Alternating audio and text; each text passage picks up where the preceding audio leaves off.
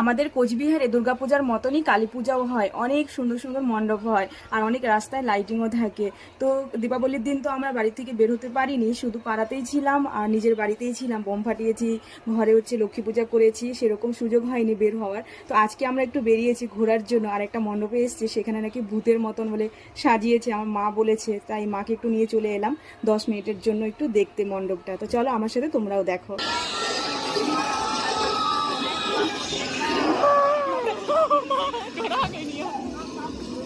डर गई थी मैं, नहीं देखी वो। हाँ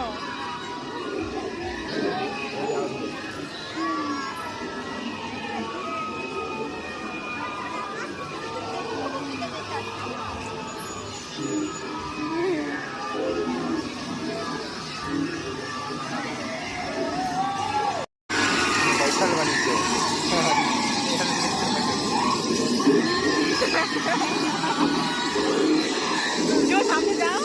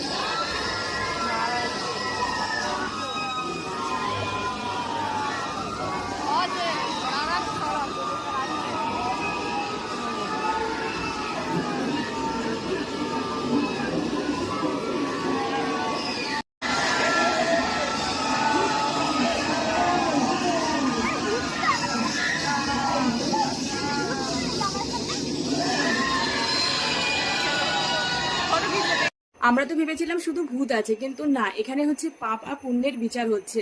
যে যেরকম কর্ম করবে সেরকম ফল পাবে। তো দেখে তো খুবই ভয় লেগে গেছিল, প্রথমে তো আমি খুবই ভয় পেয়ে গেছিলাম, ফট করে একটা ভূত আমার সামনে চলে এসেছিল, তোমরা তো দেখলেই, আমি সত্যি সত্যি ভয় পেয়ে গেছিলাম। তো সেখান থেকে মণ্ডপ দেখে তারপর আমরা চলে এসেছি এখন বাজারে। আমার বর্মশাই সানগ্লাস নিচ্ছে, সেই তিনসুকিয়া থেকে সানগ্লাস পছন্দ করছে আর পছন্দ হচ্ছে না, আজকে একটা সানগ্লাস নিল, আর আমার মা চলে গেছে বাড়িতে। চলো টাটা, বাই।